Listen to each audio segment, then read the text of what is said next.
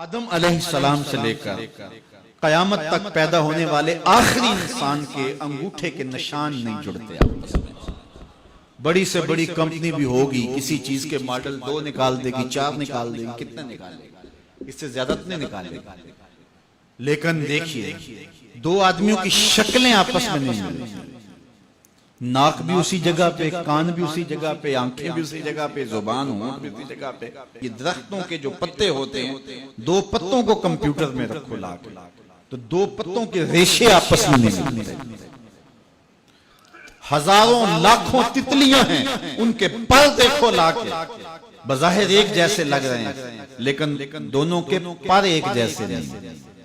ہم تو شاید پہچان نہیں سکتے، لیکن یہ جو ذمہ دار ہوتے ہیں یہ بھینسوں اور گائیوں کو پہچان لیتے ہیں۔ ان کی شکلیں ایک جیسی لگ رہی ہوتی ہیں لیکن ان کی بھی شکلیں ایک جیسی نہیں ہوتی۔ مجھے بتاؤ یہ رب کے علاوہ کون ہے ایسا تخلیق کار؟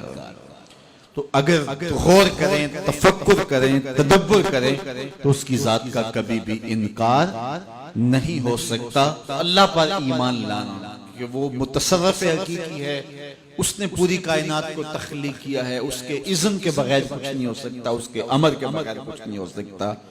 کائنات کو اس نے پیدا کیا ہے، امر کن سے پیدا کیا ہے، اور پھر ایک دم پوری کائنات فنا بھی کر دے گا، پھر اس کے بعد دوبارہ زندگی دے گا۔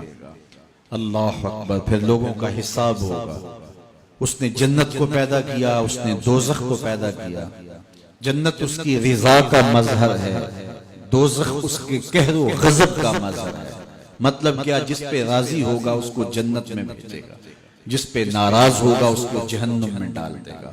تو جنت کی طلب کرنا اللہ کی رضا مانگنا، جہنم سے پناہ مانگنا اللہ کے قہر و غضب سے پناہ مانگنا ہے کہ مالک اپنے قہر و غضب سے بچانا۔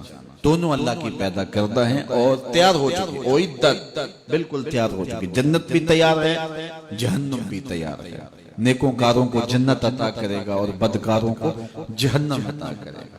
قیامت یہ ہمارے بنیادی عقیدوں میں سے ہے کہ جو بھی ہم اچھے برے اعمال کر رہے ہیں، قیامت کے دن اللہ کے حضور حاضر ہوں گے ہم، اور ایک ایک عمل نامہ اعمال میں تولا جائے گا۔ جو ہم کر رہے ہیں کرامن کاتبین اس کو نوٹ کر رہے ہیں، لکھ رہے ہیں، اور وہ کسی سے نہ رشوت قبول کرتے ہیں، نہ کسی کی رعایت کرتے ہیں، اور نہ کسی کی فیور کرتے ہیں۔ جو ہے وہ لکھ لیتے ہیں۔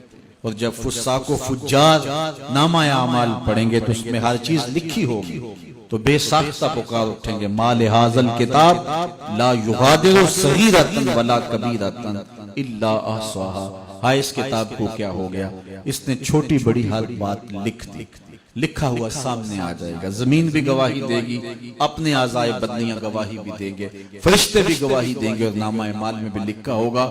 آدمی کی نیکیوں اور گناہوں کے 4 گواہ ہوں گے، لیکن اگر کسی نے گناہ کے بعد توبہ کی، اللہ 4 گواہیاں مٹا ڈالے گا۔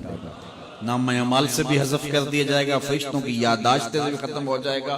جس زمین پہ جرم کیا وہ زمین بھی بھول جائے گی، اور اعضائے بدنیاں سے بھی محو کر دیا جائے گا۔ تو گناہ کے بعد سچی توبہ انسان کو ایسے کر دیتی ہے جیسے ابھی ماں کے پیٹ سے جنم لیا، اور اس کی رحمت کا در کھلا ہے۔ توبہ کا دروازہ بند ہوگا قرب قیامت میں۔ قیامت سے 40 سال قبل سورج مغرب میں غروب ہوگا، غروب ہونے کے بعد دوبارہ پھر نکل آئے گا، اور پھر نصف النہار تک آئے گا، اور پھر دوبارہ غروب ہو جائے گا۔